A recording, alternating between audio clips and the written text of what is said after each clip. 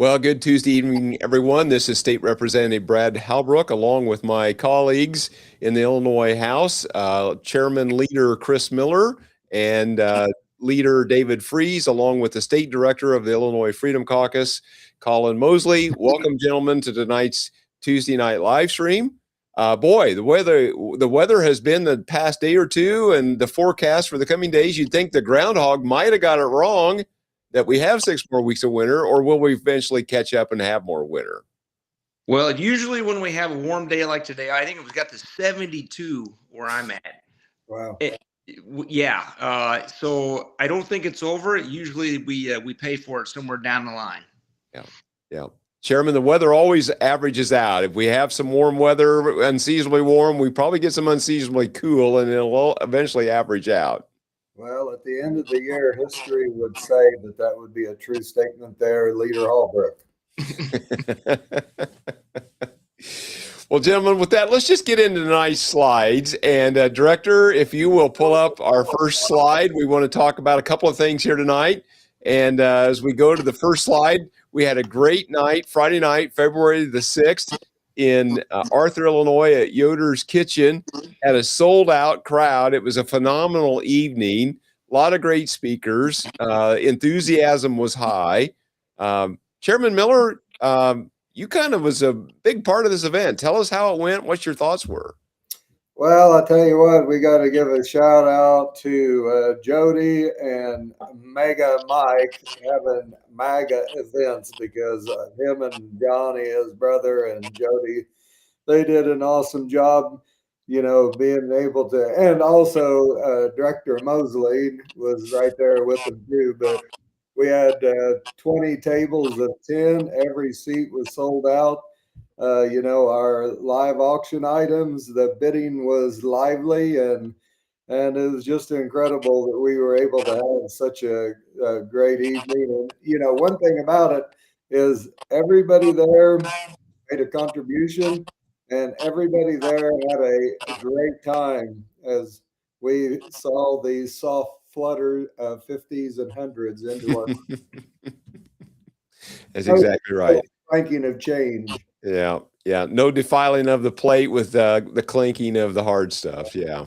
Felt a little bit about like Jimmy Swaggart, really. I understand. Director Colin, why is events like this is important? Why is it important to have a good crowd and enthusiasm and to raise a few dollars? Why is that important to the cause of freedom? Well, the people, the patriots that showed up Friday evening, with their contributions, they allow us to further the cause of freedom. And through a lot of ways, we shared with them that night, whether that be texting or digital advertising or messaging like we're doing this evening, but just financially supporting candidates directly as well. In order to elect people, in order to elect good people, you're going to be fighting against some pretty well-funded special interest groups. And so we have to have dollars to do that. And we raised a fair amount of dollars on Friday. And so we're going to use them to support good people like Harold Visser down in the 118th district in the Carbondale, Marion, Carterville area. Myself and Leader Chairman Miller and Leader Big Office Niemer, we traveled to Carterville to endorse Harold this morning in the 118, and looking forward to having another patriot in the Freedom Caucus. Yeah, so this is an open seat in Southern Illinois that is being vacated because the representative there now, Paul Jacobs, is running for a Senate spot. So it's an open seat primary, and Harold has decided he wants to be a part of the Freedom Caucus. That's right. That's another real benefit that we had there Friday night at our fundraiser was that one of the hot items was free tours of our offices. Yeah. Nice. They did, that auction item did come with the free carbon monoxide detector just for safety purposes. Well, you can't be too safe in these situations because of multiple reasons. So, gentlemen, anything else on this slide before we move on to the next one? I know we've got Representative Leader Freeze kind of waiting in the wings on the next slide, but if there's nothing else, we'll advance to the next slide, talking about Governor Pritzker and some of his friends. With that, Governor Pritzker, he's kind of the king peacemaker, and he hangs out with peacemakers. Freeze, tell us what's going on here. Oh my gosh. Yeah. So this gentleman, unfortunately, what is he wanted in 4 different states? He's a thug, bad guy. And somehow he wormed his way in next to the governor for a photo op. It's fascinating how this happens. And, we'd like some information on this. So instead of, he's not responding to a Freedom of Information request. And, he really should. We have a right to know. The constituents of Illinois, the residents of Illinois have a right to know how this guy ended up next to our governor. Yeah, it's an important point. This is just an amazing situation that happened, and of course, the governor. There's nothing to see here. Move along. So, Chris or Colin, any additional thoughts? Well, what I know about the situation, is they're at this event promoting, this Peacekeeper initiative, which is another sort of non-government initiative in neighborhoods, right? And hey, look, we're all about reducing crime. We're all about public safety. This is, unfortunately, these things seem to be just another dangling carrot away from the real issue, which is Safety Act reform, right? That nobody wants to talk about. But here you have this guy that's a supposed peacekeeper, and then he goes and he murders his wife, not murders his wife, murders somebody in a car crash after committing armed robbery. And so it's kind of an interesting contrast of who the governor's hanging out with these days.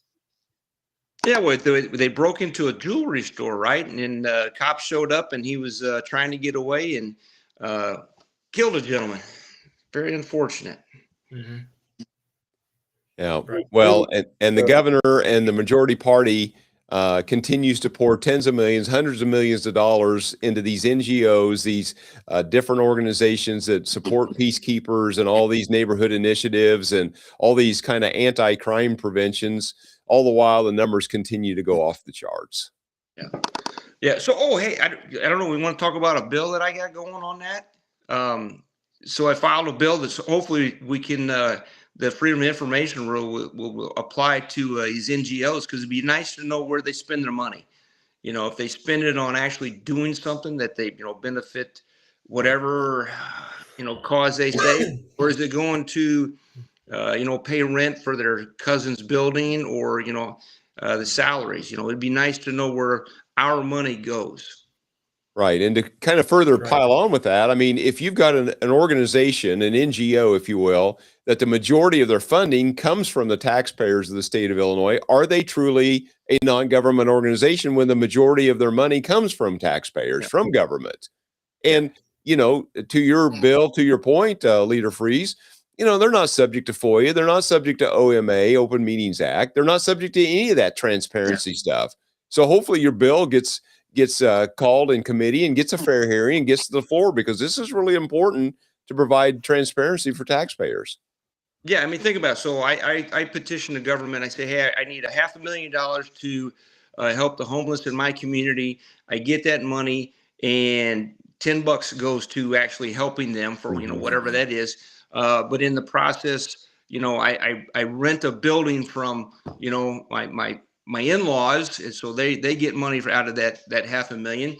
And I'm working, trying to help these homeless. So I need a salary, guess what? I'm going to pay myself, $100,000 or whatever the case may be.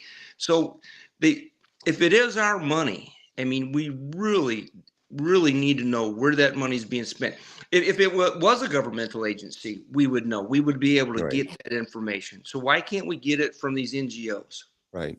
And what's interesting for anybody that comes to Springfield and sees what's going, we see it every spring, is there's busload after busload of these folks that are participating with these NGOs. They show up to, advocate for their different organizations, but it looks more like political advocation than it does anything else. It looks like more of a political movement than it does a policy movement.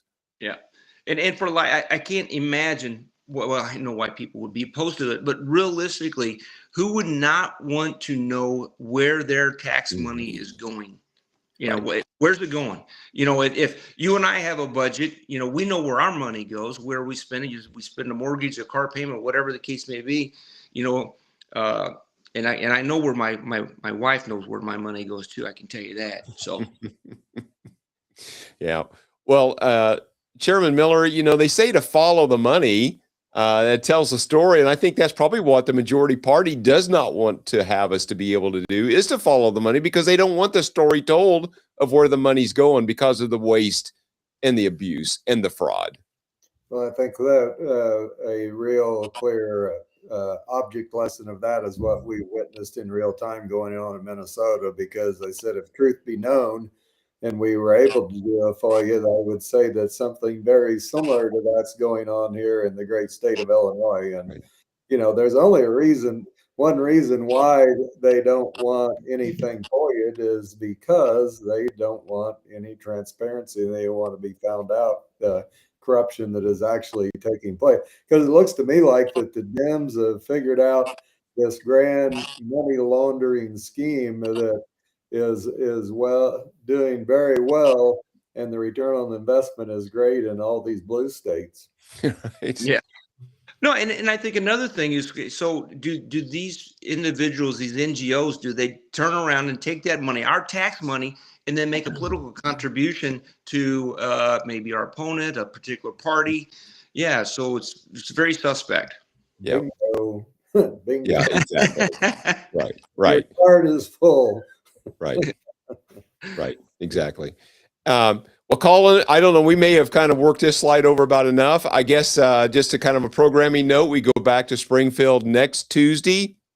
And I'm sure you're keeping everybody up to date in the website and on the Substack. But next Tuesday, we go back to Springfield for, I'm sure, a fun-filled 3 days. The governor's budget speech is on Wednesday, the 18th at high noon. And we'll all be there in the chamber with eager anticipation of how much more money that he's going to spend on top of already 40% budget increases, nearly $16 billion since he's been in office. Colin, any thoughts about how much more these guys can do to the taxpayer? How much more abuse they can heap on?